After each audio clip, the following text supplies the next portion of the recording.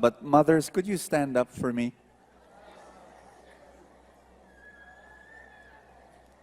Mothers. I've dealt with so many mothers in my ministry. I know something about you, mothers.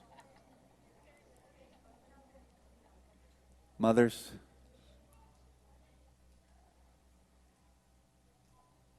you already have it. But many times, you don't see it.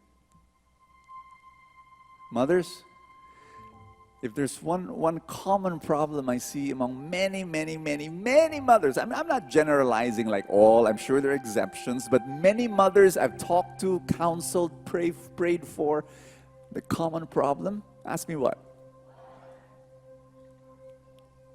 You give a low score to yourself when it comes to mothering. There might be exceptions here.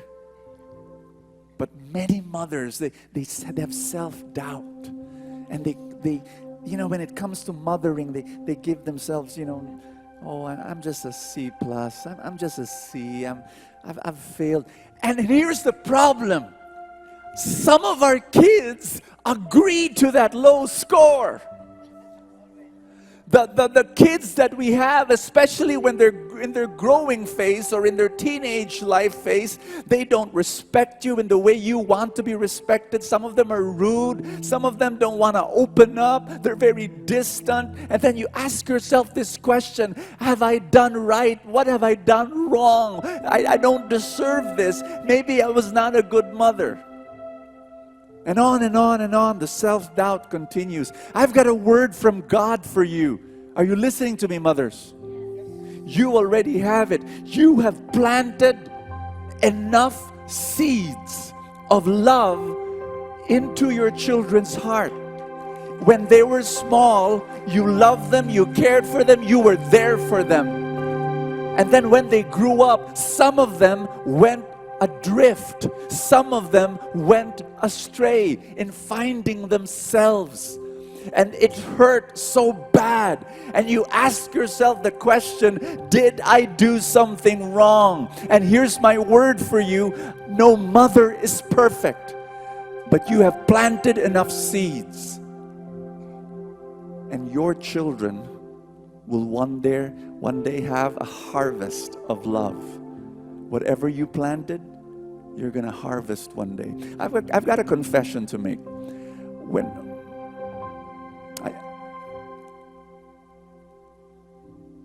I was rude to my mom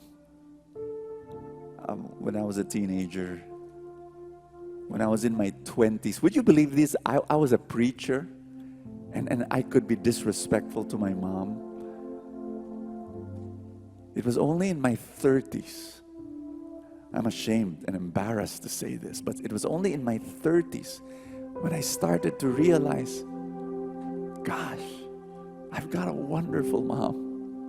And I started bringing her out on weekly dates. I started telling her for the very first time, Mom, I really love you. 30s, embarrassing. And I'm a preacher.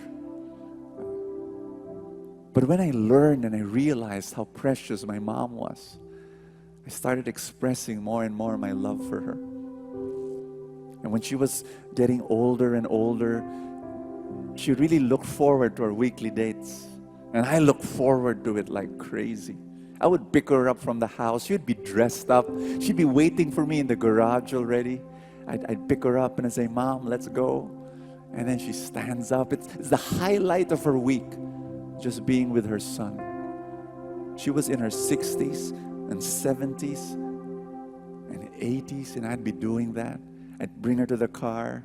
We'd go. You know, my mom comes from the World War II era. So when we're looking for a restaurant, I'd park in front of a restaurant for our date. My mom would look through the window of the car, and my mom would say, not that restaurant, bro. Mom, it's a good restaurant. No. Why? It's expensive. How do you know? And she says, look at the window. There are tablecloths. In her mind, if a restaurant has a tablecloth, it was expensive. She wanted fast food. I said, Mom, will you please? I'm paying. So we go down. I force her to go down. We sit down. I put the menu in front of her. I love those beautiful weekly dates. She's just putting the menu in front of her. Come on, Mom, order. My mom does not look at the left side. She looks at the right side. And you can see the shock in her eyes, Oh my gosh. And she says, I want this. It's the lowest priced thing there. And I said, Mom, you can't order that. No, I like this. No, you can't. Mom, I like this. Mom, that's extra gravy. You can't order that. And we talk. She'd talk about World War II. I've heard that story 16 million times over and over again. And I'd just be listening. And, when she passed away some years ago,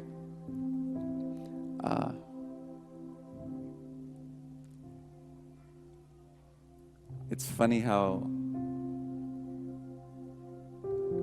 I usually bring her out on Wednesday's lunch. And every now that she's not there anymore on Wednesday lunch, I sorely miss her. And it's like, wow. But I have no regrets because I was able to express my love to my mom. And to the mothers here in this room, I want you to believe that one day your children will realize how beautiful and precious and amazing mother you are. Not perfect, but amazing and wonderful mother that you are. And they're going to start expressing their love. Amen.